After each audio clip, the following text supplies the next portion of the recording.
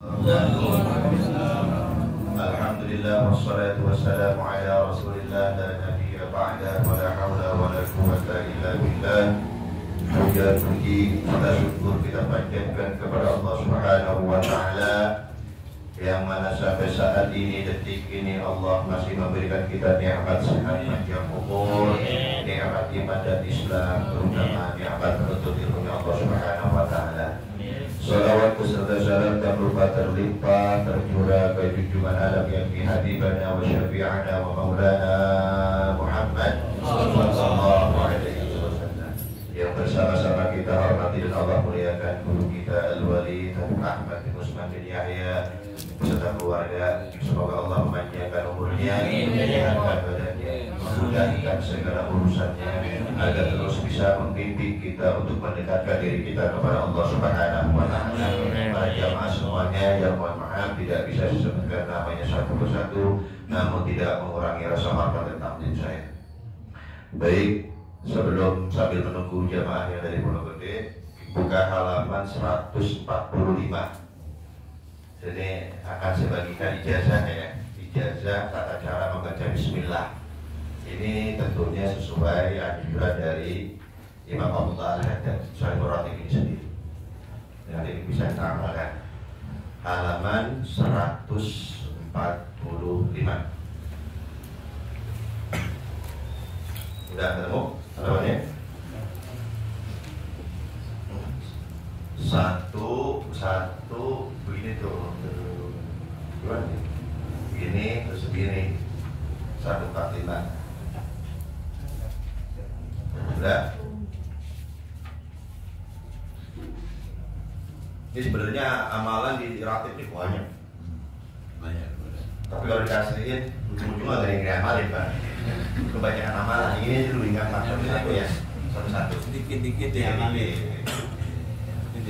Apalagi ya urusan masalah mulus ada. Banyak. Cuma sabar Pak. Sudah ketemu semuanya ya, 145. Paling bawah itu ada di dalam kurung kalimat wasiyah. Ya, paling bawah. Udah ya. Bismillahirrahmanirrahim. Qala al-musannif rahimallahu ta'ala nafa'ana bihi wa 'ulumihi fid dharain amin.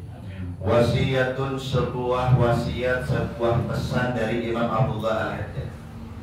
Idza qara'ta, apabila kamu membaca Fatihatul Kitabi, surah Al-Fatihah, fasil, maka sambung bacanya, wasalkan bacaannya. Bacaan apa? Basmalah, bacaan bismillahnya, ma'aha dengan bismillah, dengan alhamdulillah, fi nafasin wahidin, dengan satu nafas, min ghairi qat'in, tanpa putus. Jadi kita dipesan oleh beliau membaca surah Al-Fatihah itu sambungkan antara bismillah dengan alhamdulillah. Sambungin. Bismillahirrahmanirrahim. Alhamdulillahi rabbil alamin. Praktek. Ya. Bismillahirrahmanirrahim. Alhamdulillahi rabbil alamin. Ini mau sholat fardu ke, mau sholat sunnah ke, praktek. Ini biasanya kita praktekin di bulan puasa, yaitu aku jadi imam raweh, wah, dan itu pun nggak tahu khasiatnya, fadilahnya apa. Jadi ini betul-betul amal. Ini faedahnya nanti saya sebutin. Faedahnya ini luar biasa. Jadi Bismillahirrahmanirrahim. Alhamdulillahi rabbil alamin. Mau tawasul kayak pokoknya baca. Ingat ya. Terutama di sholat deh. Terutama di sholat. Iya. Ingat ini. Kalau nggak diamalkan ini hilang. Fa inni, sesungguhnya aku billahil azim, bersumpah dengan nama Allah yang maha agung. Laqad haddatsani Abul Hasan Ali bin Abil Fatah, telah meriwayatkan kepadaku siapa Abul Hasan Ali bin Abil Fatah, al-ma'rufi waliduhu bil Kanari at-Tayyib, yang terkenal dengan nama orang tuanya Al-Kanari at-Tayyib.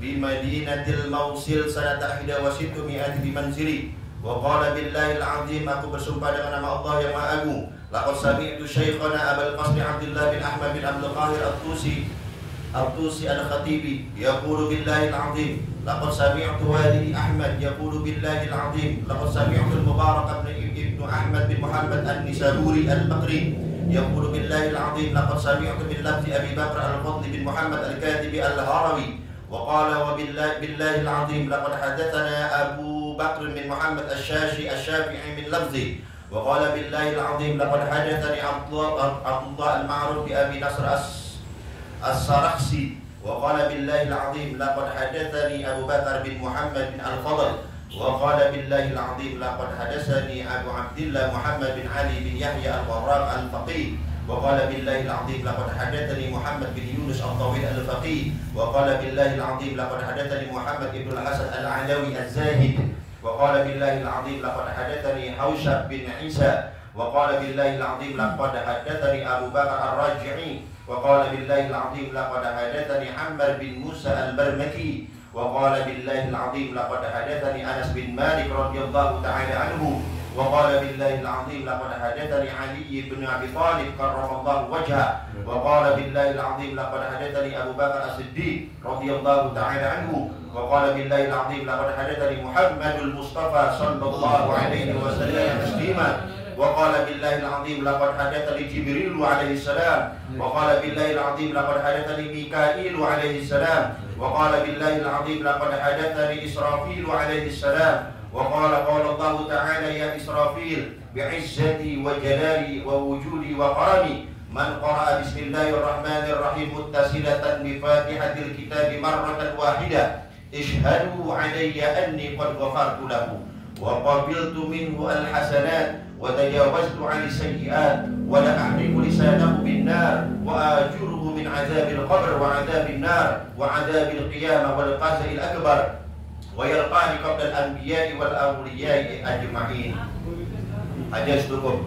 Alhamdulillah. Ini sanad mata rantai ijazahnya begitu. Terus sampai ke malaikat Jibril alaihissalam dari Allah Subhanahu wa taala langsung. Allah berfirman, ya Israfil, wahai Israfil, bi'izzati wa jalali, demi kemuliaan dan keagunganku, wa wujudi wa karami, dan demi kedermawanan dan kemuliaanku, kata Allah.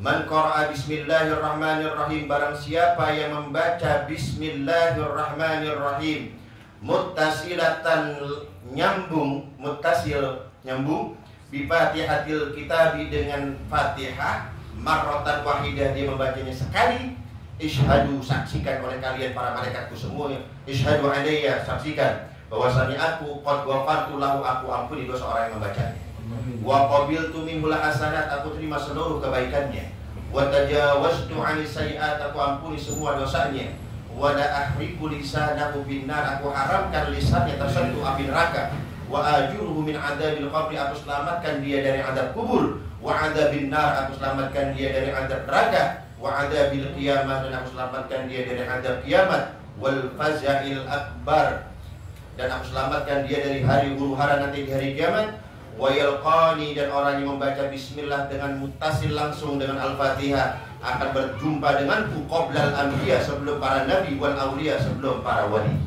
Insyaallah. Ini ke faedahnya sangat luar biasa. Jadi sudah bisa kita amalkan. Ya, ingat cara baca gimana tadi? Bismillahirrahmanirrahim. Alhamdulillahirabbil alamin. Nah, gitu ya. Ya, alhamdulillah tidak perlu baru, siapa kasih yang lain dikit-dikit nanti. Salah. Ujungnya rakit enggak baca jadi baca begini. Kita begitu biasanya. Jadi begitu melihat yang baru, lupa yang lama. Padahal inti semua itu ada di mana?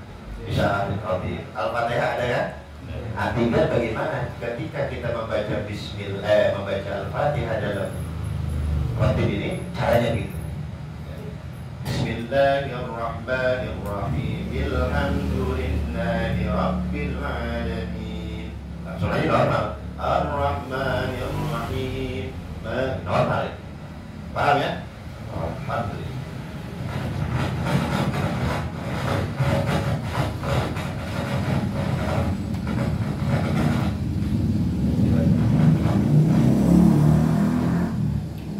Yang dari ujung sampai kelihatan? Alhamdulillah. Ini maju ke depan. Ayo, biar ngumpul di dalam ya. Baik, kita lanjutkan kajian kita. Ya, sudah. Halaman berapa? Sekarang? 178. Enak kalau ada kitabnya. Halaman berapa?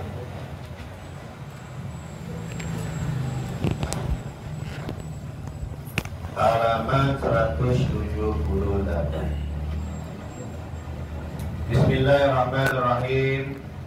Qala al-musannif rahimahullah ta'ala nafa'ana bihi wa bi'ulumihi fid dharain amin. Wa anhu sallallahu alaihi wasallam annahu kana yaqulu. Jadi berapa baris? 1, 2, 3, 4, 5, 6, 7, 8, 9, 10 baris dari atas. 10 dari atas ada kalimat wa anhu. Ayo, ketemu ya? Boleh.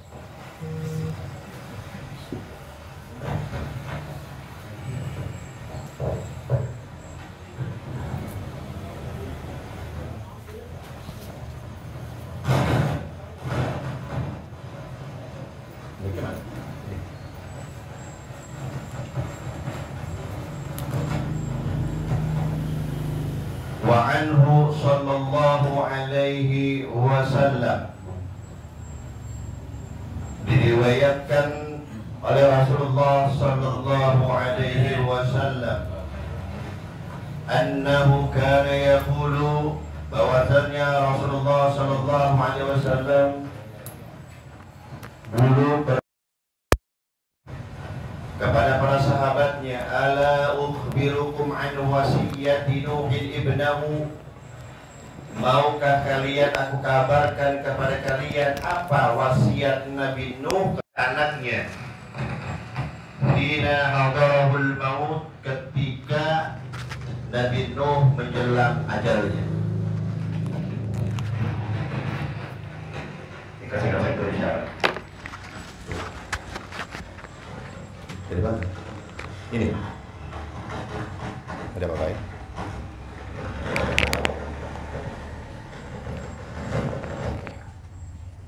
Wah, takut sama Kang Yusuf begitu ya. Belum ada apa-apain udah berhenti. Jadi Rasulullah mengatakan kepada sahabatnya, maukah kalian aku beri kabar apa wasiat Nabi Nuh kepada anaknya ketika Nabi Nuh menjelang ajalnya? Faqala, kemudian Rasulullah melanjutkan, faqala, Nabi Nuh mengatakan, wasiat Nabi Nuh kepada anaknya adalah, inni wahibun laka arba'a kalimatin. Wahai anak-anakku, aku wasiatkan kepada kalian arba'a kalimatin, 4 kalimat. Bihinna qiyamus samawati wal ard, yang mana dengan 4 kalimat tersebut tegaknya langit dan bumi.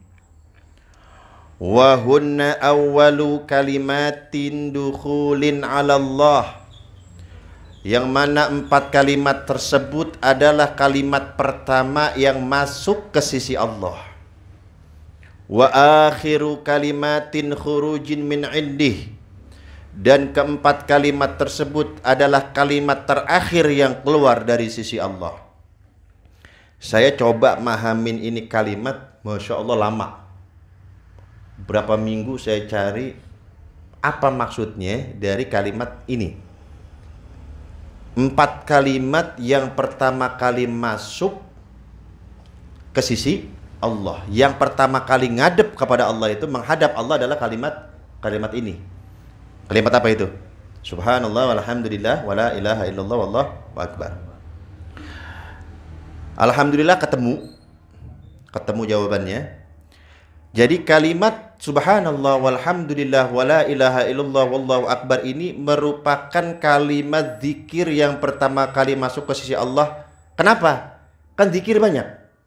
Ya, zikir Banyak, ada la ilaha illallah, ada Allah, ada subhanallah doang, ada macam-macam ya zikir ya. Kenapa 4 kalimat ini yang paling pertama menghadap Allah, bukan yang lain? Nah, di sini dijelaskan karena keempat zikir tersebut merupakan ru'usul kalam wa umana'uhu wa muhaiminun ala sairil kalam. Karena keempat kalimat tersebut merupakan jenderalnya, penanggung jawabnya, serta menjadi komandan atas seluruh zikir yang ada. Masya Allah. Jadi kalimat al-baqiyatus shalihat, subhanallah, alhamdulillah, la ilaha illallah, Allahu akbar, ini merupakan jenderalnya zikir. Ya, ini jenderalnya zikir. Ini jagoannya. Maka sangat wajar kalau kalimat zikir inilah yang pertama kali nanti menghadap Allah Subhanahu wa taala. Ini pimpinannya. Kalau satu negara, taruhlah Indonesia, terjadi huru-hara, kerusuhan di mana-mana, Bapak Jokowi manggil siapa? Menhan, Menteri Pertahanan, betul? Ketika nanti ada huru-hara di hari kiamat nanti, ini tampil nih, Menhan, mana Menhan? Siapa yang datang? Subhanallah walhamdulillah wala ilaha illallah wallahu akbar. Ini Menhannya. Hadir ya Allah. Itu urusin. Orang-orang yang nanti aku hisab kata Allah, urusin. Kan dia jenderal. Kamu lindungi siapa yang ingin kamu lindungi. Itu tuh, Masya Allah, luar biasa. Ya, wa akhir itu namanya kalimat pertama yang masuk menghadap Allah. Kenapa? Sebab pimpinannya di mana-mana kalau ada kejadian apa-apa di kantor kayak di mana kayak pasti yang dipanggil siapa? Pasti pimpinan, nggak mungkin karyawan. Nggak mungkin kita dipanggil Pak Jokowi, nggak mungkin. Pimpinan-pimpinan khusus yang dipanggil oleh atasan. Gitu. Itu maksudnya.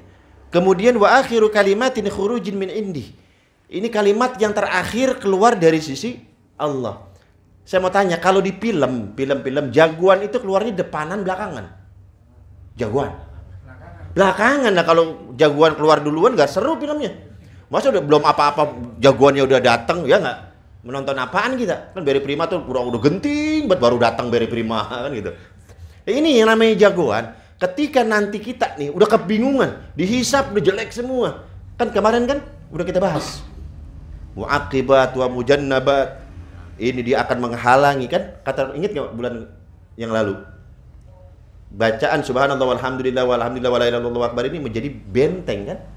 Dari jilatan api neraka. Ketika ini antara kita dengan neraka udah deket, datang dia ngalangin. Tuh jagoan gitu. Bukan di depan, tapi di mana? Di belakang. Gitu ya Mas Ali ya? Paham Mas Ali? Masya Allah Mas Ali. Setahun kita nggak ketemu Mas Ali. Iya udah tahun 2021 nih. Gitu. Nah ini wahai para pemimpin, tirulah karakter al-baqiyatus sholihat. Tiru para pemimpin tuh. Kalian nih pemimpin itu bukan hanya presiden. Kalian mempunyai bawahan, berarti kalian adalah pemimpin. Jadi pemimpin itu kudu begitu. Kalau rakyat susah, rakyat tertimpa masalah itu, yang pertama kali maju ya pemimpin yang ngerasain susah itu. Itu ya. Dan pemimpin yang baik, dia tidak akan pernah meninggalkan masyarakatnya sebelum selesai urusan rakyatnya. Itu pemimpin yang baik. Ini kan al-baqiyatus sholihat gitu tadi. Ketika ada masalah, dia yang pertama kali menghadap Allah. Saya yang jamin ya Allah, saya yang nanggung ya Allah. Dan dia kapan datangnya nanti? Belakangan kan? Gitu. Belakangan. Itu begitu pemimpin yang baik. Saya ulangi lagi. Jadi wasiat Nabi Nuh kepada anaknya adalah inni wahibun laka arba'a kalimatin. Aku wasiatkan kepada kamu 4 kalimat. Bihinna qiyamus samawati wal ar, yang mana dengan 4 kalimat tersebut tegaknya langit dan bumi. Wahunna awwalu kalimatin dukhulin 'ala Allah. Keempat kalimat tersebut adalah kalimat yang pertama kali masuk menghadap Allah. Wa akhiru kalimatin khurujin min indih, dan keempat kalimat tersebut adalah kalimat yang terakhir yang keluar dari sisi Allah. Walau wuzinat bihinna a'malu bani Adam. Apabila keempat kalimat tersebut ditimbang dengan seluruh amal anak Adam, lawazanathunna, maka keempat kalimat tersebut lebih berat timbangannya. Bayangin, 4 kalimat ditimbang seluruh anak Adam. Lebih berat 4 kalimat ini. Fa'mal bihinna, Ini bukan amalan sembarangan. Fa'mal bihinna, maka amalkan oleh kamu. Wastamsik, maka pegang erat-erat, istiqomah kamu membacanya hatta talqani, sehingga kamu mati menjumpai aku, kata Nabi Nuh. Antakula, keempat kalimat tersebut adalah subhanallah walhamdulillah wala ilaha illallah wallahu akbar. Itulah kalimatnya. Walladzi nafsu Nuhin biyadih, demi jiwa Nuh yang berada dalam genggamannya. Lau annas samawati wal arda, jikalau langit dan bumi, wa ma fihinna, apa yang ada di dalam langit dan bumi, wa ma tahtahunna, apa yang ada di bawah langit dan bumi. Langit bumi gede kecil? Langit bumi gede kecil? Gede ya.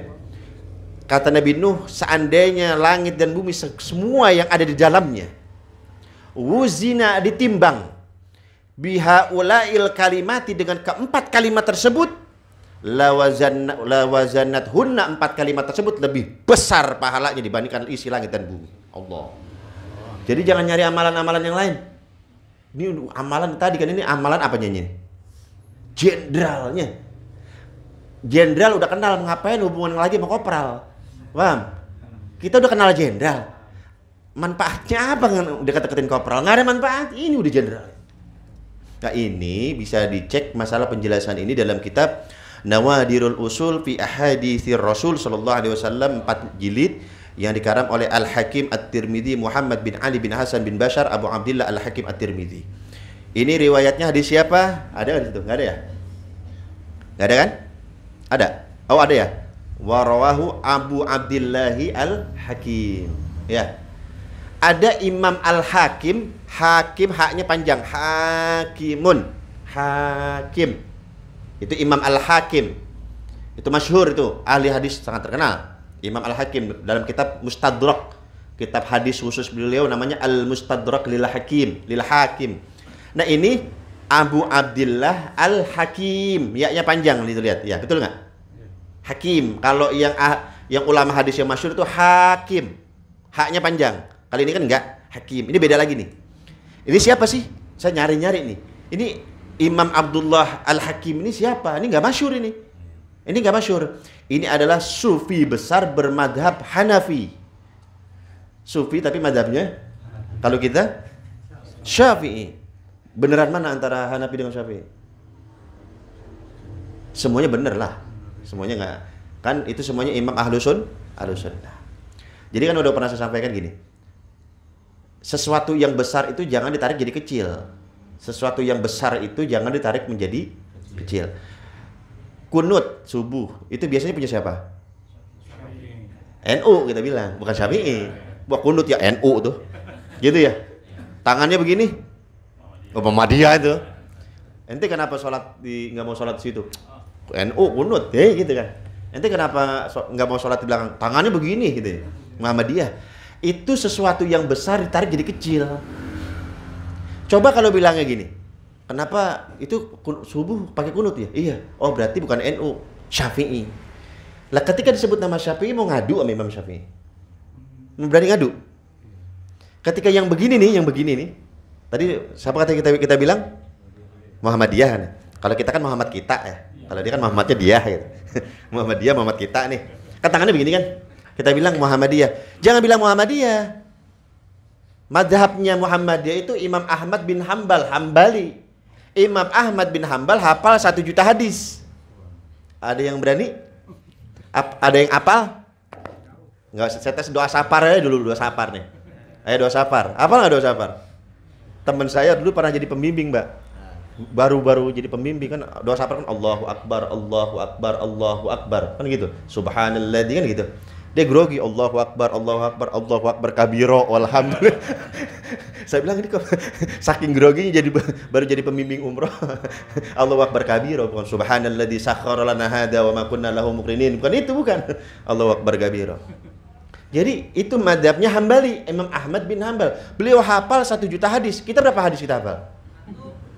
Doa makan doang itu juga. Yang enak-enak nih. Nah, kita mau nyalain itu. Jadi kita mau nyalain tuh mikir. Nah, semuanya 4 madhab, Imam Hanafi, Imam Maliki, Imam Syafi'i, Imam Hambali, itu saling berguru itu. Imam Syafi'i gurunya siapa? Imam Malik. Imam Ahmad gurunya siapa? Imam Syafi'i. Imam Malik dengan Imam Hanafi satu zaman. Nah, ini kita belajar tenggang rasa. Ada yang pernah umroh? Haji? Umroh ada? Ada ya? Perhatiin, sholatnya seragam nggak di waktu di Mekah atau di Madinah? Sholatnya seragam nggak? Beda-beda sholatnya. Ada yang Allahu Akbar. Kayak kita tuh, Allahu Akbar. Kan? Yang salah yang Allahu Akbar. Nah, gini salah. Sholat orang stres. Komentar nggak kita? Kita bilang begini, ya Allah ternyata sholat sini beda-beda ya. Tuh, timbul tasamuhnya, timbul tenggang rasanya, menghormatinya timbul tuh. Oh berarti Islam itu luas, Islam itu kaya. Di situ mah sadar dia. Ketika pulang umroh balik lagi ke sini, wah itu mah Muhammadiyah itu. Kan tadi dulu umroh pulang, waktu umroh udah Masya Allah nggak komentar tuh. Gitu. Jadi nggak ada ya, nggak ada. Semuanya 4 madhab gini mengatakan insohal hadis fahuwa mazhabi. Kalau kalian menemukan hadis yang sahih, itulah madhabku. Kalau kalian menemukan hadis yang sahih, itulah. Nah, cuman banyak orang yang kalau orang Betawi bilang kelancopan. Kelancopan apa? Kebablasan. Kan tadi kata imamnya semua kalau sahih itu hadis, itulah ada madhabku. Ini hadisnya sahih nih. Imam Syafi'i nggak ngerti hadis. Masya Allah. Imam Abu Hanifah nggak tahu ini hadis. Subhanallah. Itu kelancopan namanya, kebablasan. Siap. Dalil mereka apa? Karena kan saya kan tinggalnya di Mekah ya. Di Ummul Qura, gudangnya Wahabi. Syekh, antum kan Syafi'i ya, madhab fikihnya iya. Sehebat apapun Imam Syafi'i itu kalau ngafal 2 lembar dibuka nih gini, ini yang ditutup. Ini dihafal, takut ini kehafal. Jadi nih, ini kitab nih. Gini, kalau mau ngehafal itu ditutup sebelah. Takut ini kehafal juga, nggak tartil. Kita mau kita giniin juga nggak ngaruh.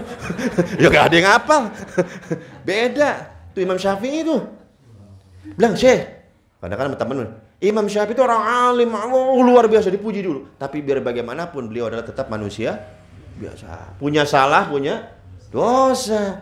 Jadi beliau kurang tepat dalam hal dalil ini. Gitu. Saya bilang, ini mantik nih, akal nih, nggak bisa pakai dalil nih. Saya bilang, ulangi lagi. Saya bilang, ulangi lagi. Imam Syafi'i itu alim, pinter, cerdas, segala macam. Tapi beliau tetap punya salah. Lah kalau sekelas Imam Syafi'i yang kealimannya diakui seluruh dunia masih salah. Lah apalagi ente. Saya bilang, yang ngakuin ilmu ente siapa coba? Ayo. Daripada ngikutin ente yang gak jelas, mendingan ngikutin Imam Syafi'i, ketahuan. Paham? Itu banyak tuh anak-anak muda tuh. Ya Allah. Gitu aja nih. Lah Imam Syafi'i masih salah. Imam sekelas Imam Syafi'i salah. Lah ente imam apa? Imam Tirmidzi? Apa imam apa? Imam Asyarifin nyanyi dangdut. Tepuguh Gitu. Ini wawasan. Jadi jangan anti kita. Jangan anti dengan madhab lain. Semuanya ngerucutnya satu. Ke siapa? Ke Sayyidina Muhammad sallallahu alaihi wasallam. Gitu ya. Jadi itu wasiat Nabi Nuh kepada anaknya. Tadi disuruh apa anaknya? Apa ini baca? Subhanallah walhamdulillah wala ilaha illallah. Tuh, wasiat orang tua soleh sama anak itu tuh. Kalau kita apa? Kalau bapak meninggal itu kontrakan urusin tong. Ya, itu rokok jagain. Sawah urusin. Gitu kan itu? Utang bayarin. Bini bapak yang sebelah sono, wah ternyata ada juga. Ada posko 2. Ya, gitu kan Kang Chef, setelah meninggal baru ngomong dia. Tolong diurusin, bapak punya lagi. Nah itu beda kalau yang mesen orang soleh mah. Nah ini saya perhatikan, ini ada 3 tipe orang tua nih. Ada 3 tipe orang tua. Yang pertama ada tipe Belanwir. Tahu Belanwir? Pemadam kebakaran. Belanwir kan itu. Pemadam kebakaran itu perhatiin. Pemadam kebakaran di mana-mana datangnya pasti telat. Nggak ada yang standby Belanwir, ini rumah bakal kebakaran nih. Saya standby sini nggak bakal ada. Pasti begitu udah kebakaran ditelepon nyampe udah habis. Udah angus duluan gitu kan. Udah gede apinya. Nah ini banyak orang tua tipikal begini nih. Anaknya nongkrong di mana nggak diurusin. Anaknya main apa siapa nggak Perhatiin, ketika masuk angin 9 bulan aja. Masuk angin 9 bulan bayangin. Berarti apa? Hamil, baru datang. Blanwir tuh. Telat, anak ente udah hamil. Kemarin kemana aja? Tidur. Anak kena narkoba baru gelabak-gerubuk, ya Allah perasaan anak saya baik. Di mana? Di rumah. Dikontrol nggak nongkrongnya?